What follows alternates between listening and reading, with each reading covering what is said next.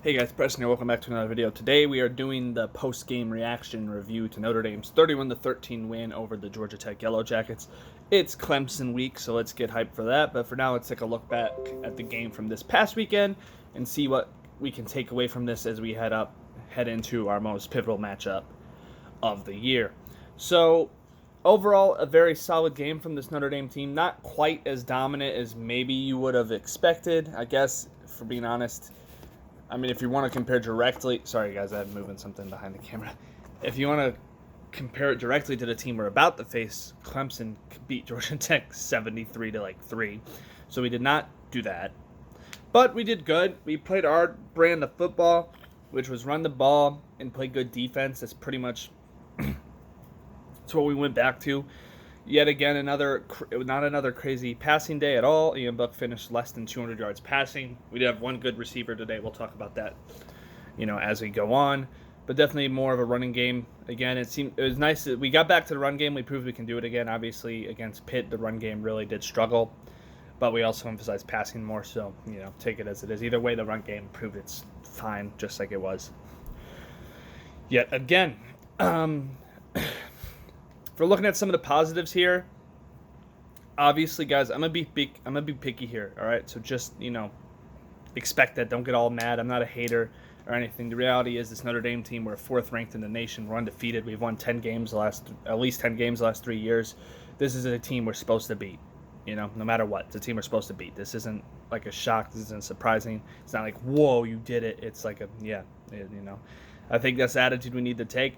I think fans are starting to expect more and more from this program. When you win, these are the teams we're supposed to beat. This has been the Notre Dame trope for a while now, though, is that we beat the teams like this, and then we'll get blown out, when we need to step up. So hopefully, fingers crossed, knock on wood, that does not happen against Clemson. But like I said, I'm not astounded with this game. Brian Kelly said it himself in his post-game interview. I thought he did a really good, kind of brutally honest post-game. He said, yeah, we still need to do better. There's a lot we can do better than we can take away from this game. And we need to, we're focused on Clemson. That's the game we need to win. We need to prove we can do it, etc., etc. He wasn't amazed with this performance either. I don't think any of the guys were. I think they were all honest with themselves, all admitted they could do better, but committed to the fact. He said that they're continuing to improve, which I think you can see. I do think they played better against Pitt, so maybe not a direct improvement, but obviously they look better now than what they did against like Duke at the beginning of the year, or when they came back from COVID, or that Louisville game, for example. So right track there. I mean, if we're looking at some of the stuff, we were pretty efficient on third down, going 10 of 15 on third downs. I think it's a little crazy that we made it the third down 15 times. We had 24 first downs, and we had to do 15 third down conversions to get them. Maybe I'd like to be a little more efficient on those first and second down plays, especially with a team like Georgia Tech. We'd hopefully have been able to move the ball more fluently and not be in that many third down situations. But hey, we had good practice converting on third downs, right? Defense was astounding today. That's where I'm gonna do the credit now before I nitpick, I guess. Defense did an amazing job. Not really surprising. This is one of the best defenses in the nation. Definitely top 10 at least in almost every category, except turnovers, where we unfortunately have been lacking. I mean, the last couple of years, we were turning the ball over a lot. I thought we were forcing a lot of forced fumbles. Not a lot of picks, but we forced plenty of fumbles the last couple of years, and this season has not really been the case. We got back to it a little bit today. I think we forced 2 fumbles. Well, one guy did, who we'll get to him. He's obviously going to be my defensive player of the game when we get to it.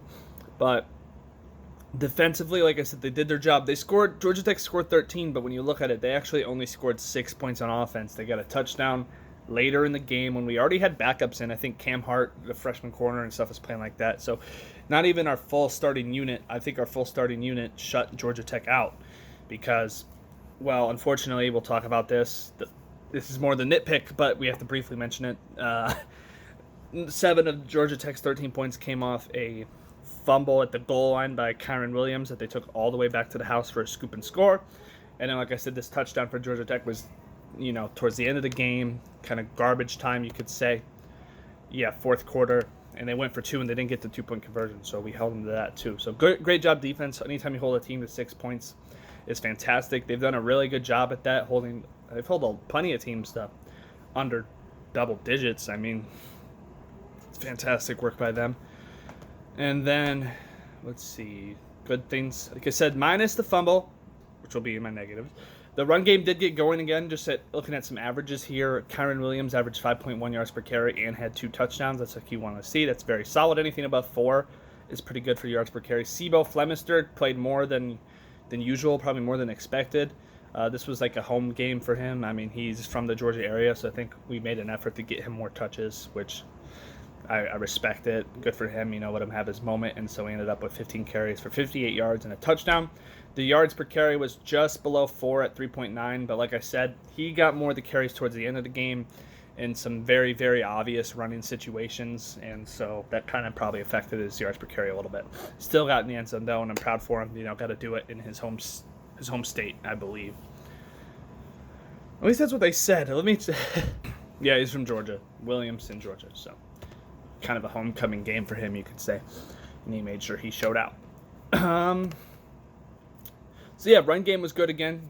Chris Tyree only had 5 carries, which is kind of uncharacteristic, but he dominated those 5 carries. I'm a little surprised he didn't get more. He had 5 carries for 47 yards, averaged 9.4 yards per carry, which is what you love to see. And Ian Book yet again proved that he can use his feet, which I love to see. I think it's something we're gonna have to do against Clemson, considering that the skill level of our wide receivers just isn't there still. The fact you have a quarterback who can scramble and make teams pay. If you decide to play DBs to lock everyone else up, if you leave that middle of the field open, Book will take advantage, which he did, getting 46 yards on 9 carries, averaging 5.1. Broke 1 for 14 yards in this game, too. I thought he did a pretty good job. He got a couple third down conversions and stuff using Book's feet. Obviously, you don't want him to have to do it all the time. It's just another testament to how lacking our wide receiver core has been. But hey, I'll take it. By the way, my preview, so receiving-wise, one guy did good. Sorry, I'll get to this first. Receiving-wise, Javon McKinley had himself a pretty good day. He caught, at least according to Bleacher Report stats, he caught every ball that went his way, 5 receptions on the 5 targets for 93 yards. Did not get in the end zone, but 93 yards and 5 catches, no drops. Very good day for Javon McKinley. Avery Davis also had a solid game. Not a lot of drops today, so that's good. Book, still missing throws. Like I said, we'll get to that. There's too many nitpicks in my head because we're going into this huge game, and obviously, maybe I'm being pessimistic, but regardless, Davis is looking better and better, like I said he would. He caught 4 of the 5 balls that went his way. The yardage wasn't really there for 29, but him being the slot guy, he's getting a lot of kind of dink and dunk plays, and he's doing well with them, though. So good job for him. Let's see. Kyren had 2 catches for 24 yards, not bad at all. Michael Meyer, I'm surprised. I thought he had more yards than this, but he got 3 catches for 15 yards. According to Bleacher Report. Let me check the other stat site because I don't know why I don't believe that.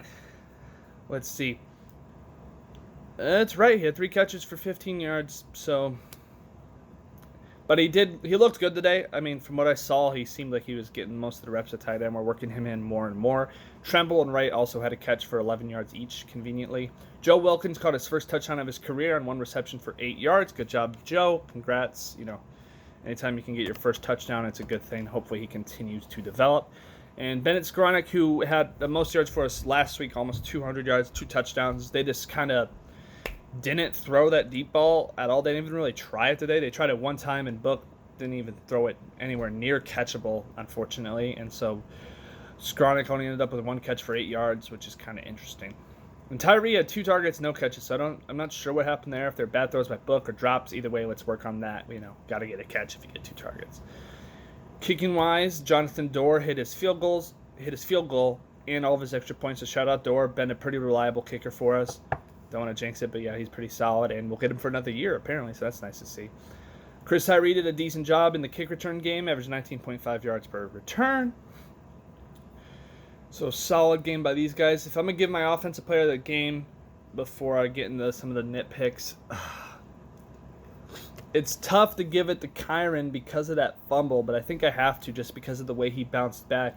And, I mean, he made up for giving up 7 by scoring 14. So shout out Kyren Williams, 76 yards.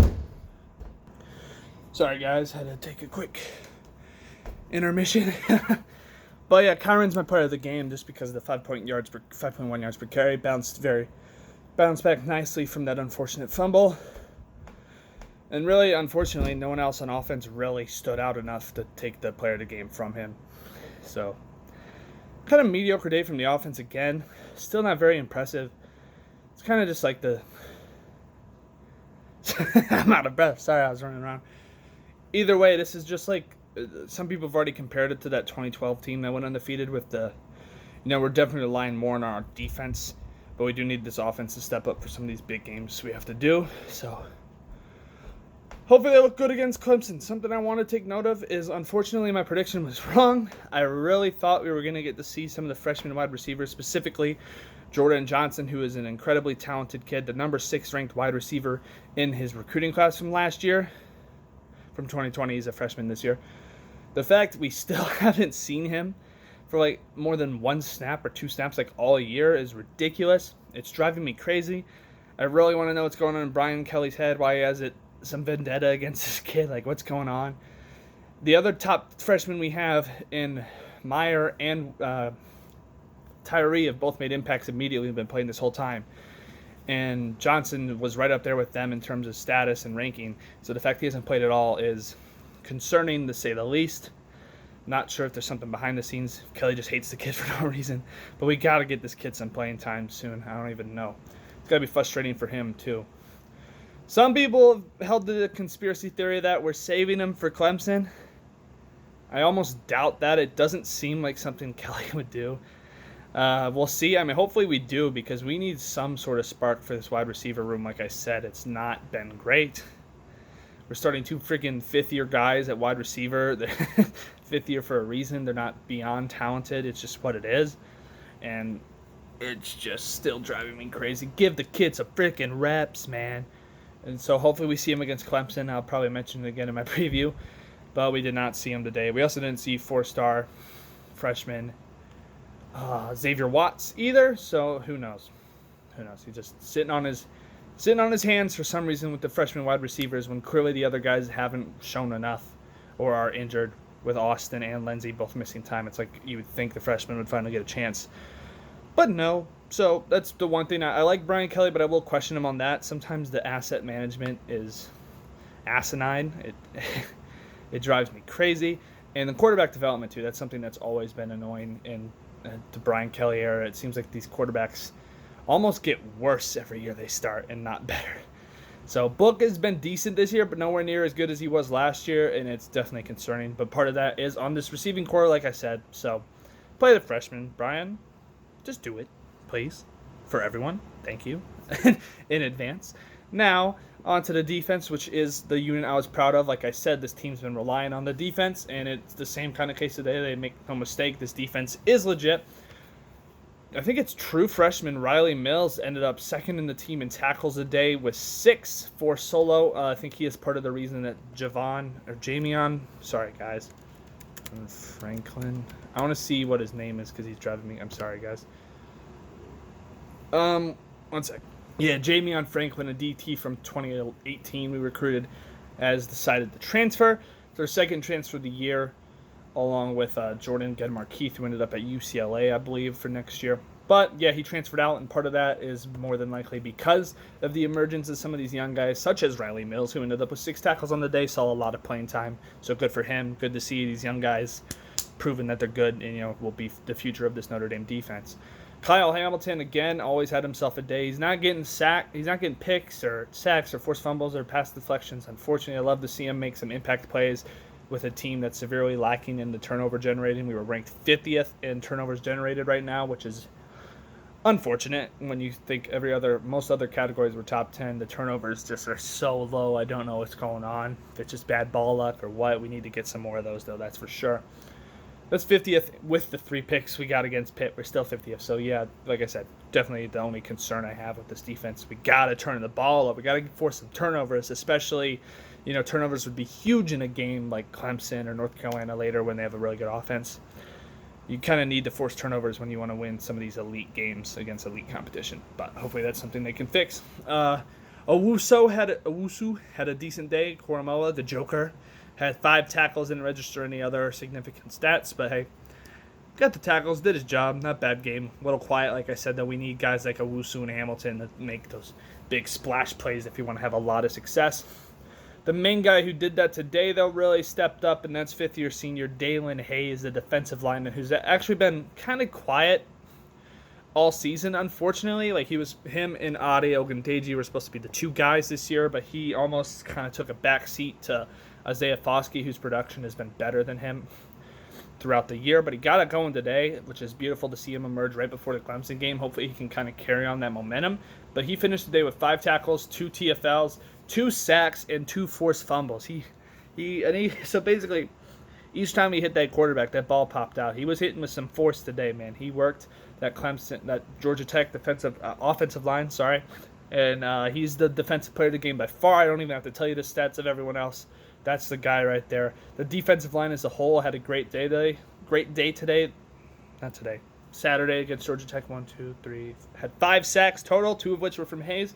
So shout out D-line and the forced fumbles. Those are the splash plays you need that I was talking about. That's 2 turnovers right there, although I think they recovered 1 of them. So really only 1 turnover. But you know what I mean. Anytime you can force fumbles or get picks, great day. Great thing. So shout out Dalen Hayes. Great job. Best game of the season by far by him. Hopefully he continues to break out, and it just took a little bit of time. Cornerback Nick McLeod had a decent day. 4 tackles. I thought he was relatively solid in coverage. Had like 1 or 2 plays he might have gotten beat, if I can remember correctly.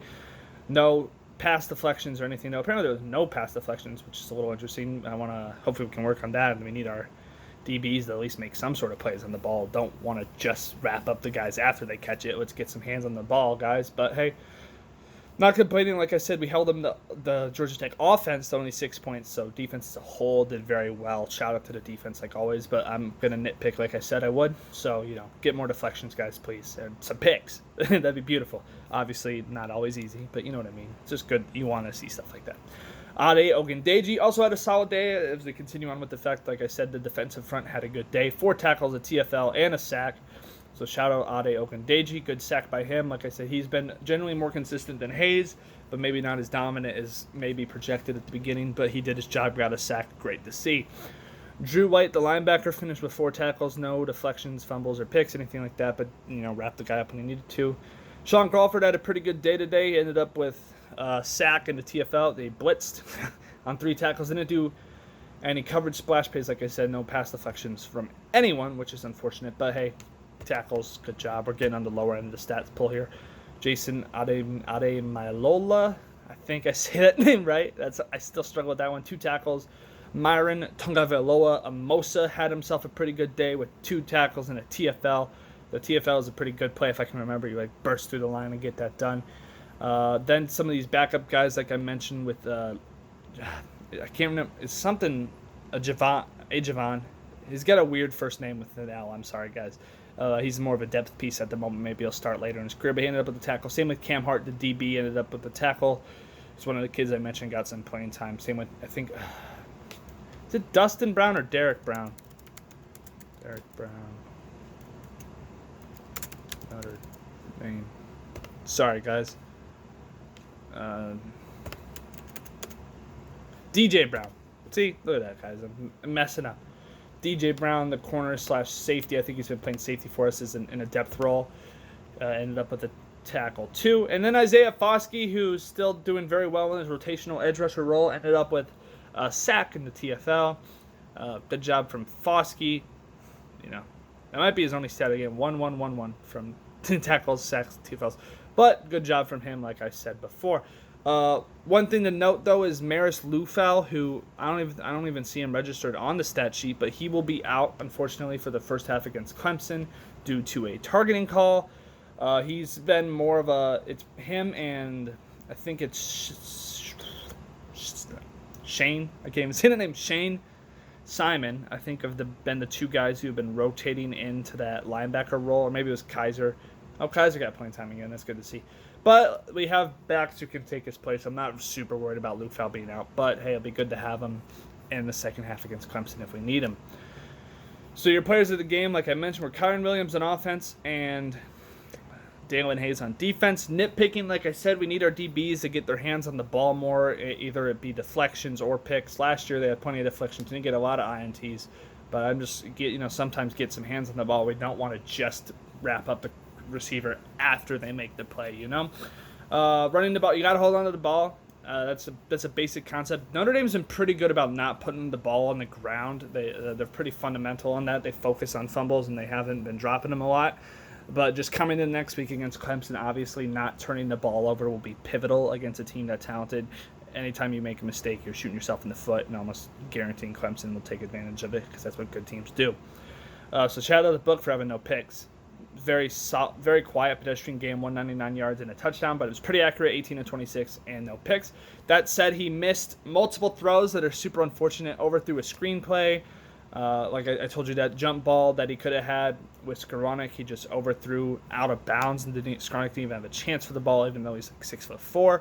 And then there was a touchdown pass. Tommy Tremble was wide open and would have just walked into the end zone, and Book just couldn't get the touch pass in and overthrew him. So stuff like that, leaving literal points off the board with missed throws is something you can't have. He's still being a relatively solid game manager and not turning the ball over, but if he could be more than that, that's when this team could be special. And unfortunately, he hasn't really proven he can do that. And the development hasn't been there, which is rather disappointing, kind of frustrating. Maybe we should bring in another quarterback coach who can be just a quarterback coach and not have to worry about also calling plays. Who knows? I don't know. Maybe Book's he is what he is at this point, especially since he's already a fifth-year senior, and we just have to accept we got a game manager at quarterback, and young guys behind him who probably aren't ready for that next step quite yet. So, yeah, don't put the ball on the ground, like I said, for the running backs. Book, decent job. Offensive line's been interesting. I think this is something we need to worry about just a little bit. They've given up 8 sacks the past 3 games, which is not what you want to see from what people have said is the best line in college football at the moment. I think it's Robert Hainsey. I've heard people have been saying that he's kind of been taken advantage of recently. That's not what you want to see. You don't want any weakness on this offensive line, especially when you have to play Clemson, who is obviously solid all around, but they've been known for having really good defensive lines for a while now, bringing in studs every recruiting class at that position, and it continues to be the same today. So, yeah, look out for that. We need this offensive line to be motivated and really step up. Can't give up pressures like we did today.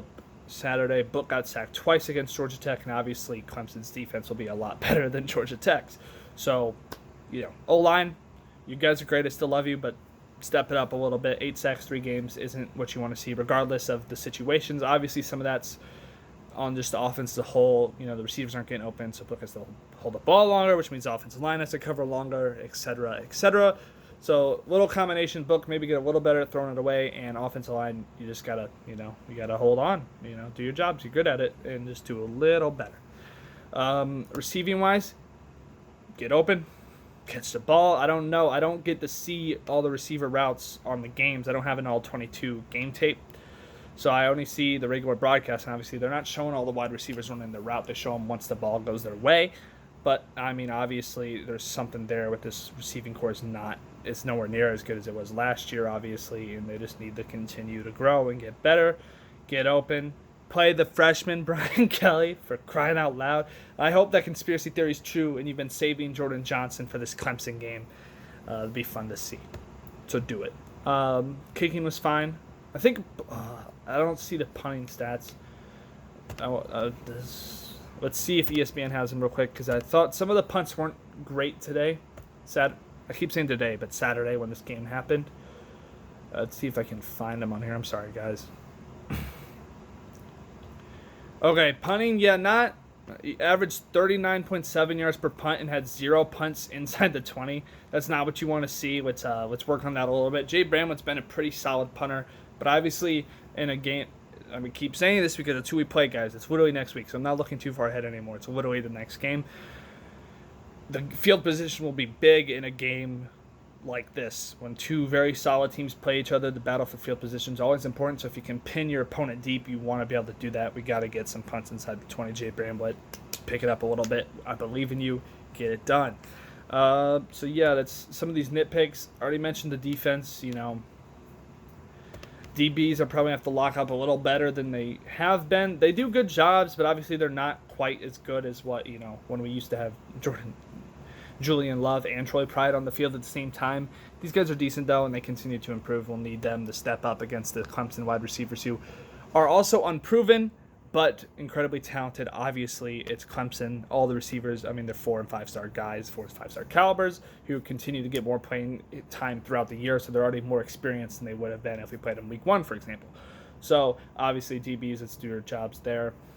Splash plays we need more of. I said that already from the defense would be huge in general and especially against Clemson. So, yeah, guys, thank you so much for watching. Let me know what you thought about this game. I thought it was pretty solid. I'm not ecstatic, like over the moon. This wasn't exactly the same as our 45-3 win over Pitt, but a good win nonetheless. A win's a win. We're still undefeated. Huge matchup this upcoming Saturday. I'll have a preview out for it eventually. Primetime football, baby. NBC, 7 o'clock. Make sure you tune in for that game. But this game was as our forecast are heading into Clemson. Doesn't exactly leave me super confident, but it doesn't. I'm not like negative about the team either. They didn't show me enough bad things where I'm super nervous. I still believe we have a chance against this Clemson team. It's going to take a lot of work. Of course it will. It takes any team a lot of work to beat a team like Clemson. As they're the elite of the nation right now. Them, Ohio State, and Alabama are just the top dogs. It's reality. So it takes a lot to beat them, but we can do it, and we have to do it. We have a choice. It's now or never, guys, right? So look out for that preview. It should be a fun one. I'm going to be a little amped up for that. The post-game is going to be either beyond ecstatic or just beyond sad, like always. So expect a rant or a celebration after the Clemson game this upcoming Saturday. Either way, please click up here from the rest of my Notre Dame videos. It's all in one playlist. So every preview I've done for the past games and every post game I've done for the past games. If you want to check out the post games from the last couple games just to see how I feel this team has been heading leading up to the Clemson matchup, please do. It'd mean a lot. Click right here is where you can subscribe. Also, that also mean a lot to me. I'm at 132 subscribers. I've been stuck there for a little bit. I'm really hoping I can hit 140 by the end of the year. It would mean a lot to me if we can make that happen. So please hit that subscribe button or tell your friends to do it too. Any Notre Dame fans you know or Pittsburgh Steelers fans. I do plenty of Steelers videos. And I'm looking to branch into the NFL as a whole. So keep an eye out for stuff like that. And over here is just a random video of mine that YouTube has recommended for you if you want to check that out too. All right, guys. Thank you so much for watching. Make sure to like this video, subscribe, and turn the bell on if you want to stay notified of all my uploads for Notre Dame videos. My speech is all over the place right now. Sorry, guys. Either way, thank you so much for watching. I wasn't rocking Notre Dame gear today, but I'm wearing green because it's a green out on Saturday's game. So I guess if you want to wear green, wear green. But I'm not going to be at the game anyways. Don't matter. Either way, now it's fine. Thank you so much for watching. Final outro. This is K-May Preston signing out. Go Irish.